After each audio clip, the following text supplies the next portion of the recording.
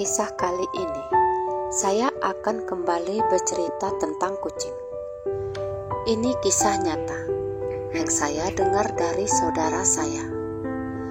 Dan kisah ini baru saja terjadi, sekitar beberapa bulan yang lalu.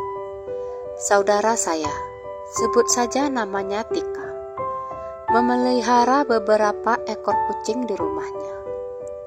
Waktu itu ada sekitar 4 atau 5 kucing yang dipeliharanya. Di tempat ia tinggal, tidak hanya ia yang memelihara kucing, tapi juga ada beberapa tetangganya yang memiliki kucing.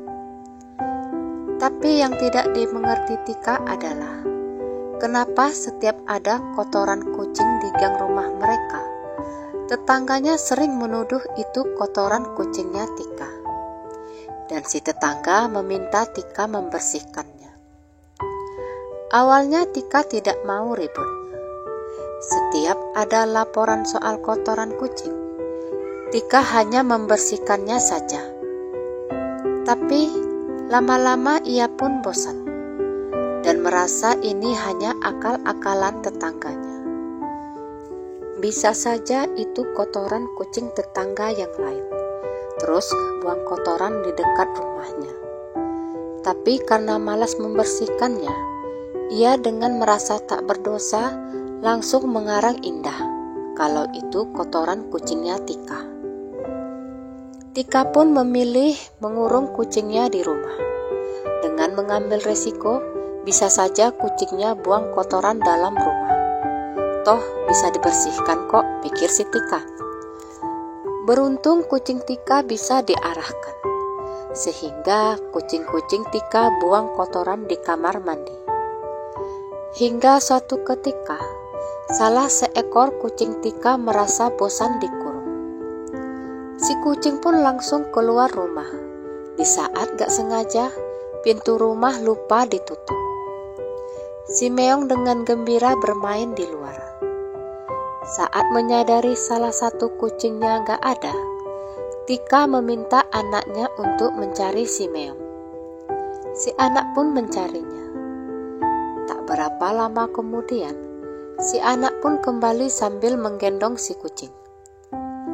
Tapi si anak mengatakan hal yang membuat Tika menjadi marah. Si anak mengaku melihat si Meong ditendang oleh tetangga mereka, yaitu seorang bapak-bapak tua. Ingin rasanya Tika mendatangi si bapak tetangga.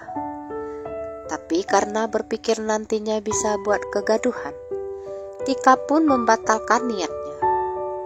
Dalam hati ia hanya membatin, semoga Allah memberinya hukuman setimpal atas apa yang sudah dilakukannya terhadap binatang.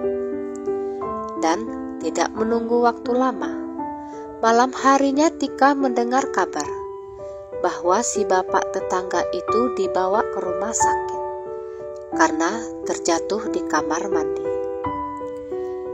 Yang membuat miris adalah si bapak terpaksa digotong karena kaki kanannya tidak bisa digerakkan.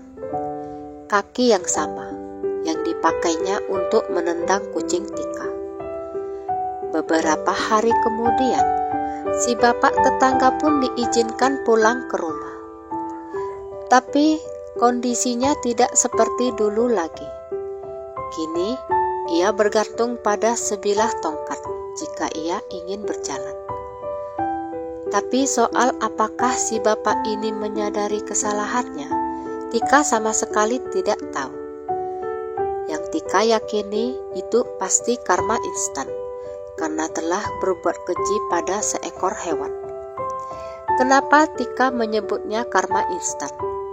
Ya karena kejadiannya benar-benar cepat. Si bapak tetangga menendang kucingnya di sore hari. Lalu hanya kelang beberapa jam kemudian, di malam harinya, si bapak tetangga pun terjatuh di kamar mandi. Entah posisi jatuhnya bagaimana. Yang terjadi malah membuat si bapak menjadi, kaki si bapak menjadi pincang. Sehingga si bapak harus menerima kenyataan harus berjalan menggunakan tongkat. Seperti yang pernah saya ceritakan dulu di video saya yang ini. Yang namanya kucing itu, janganlah berani kalian macam-macam.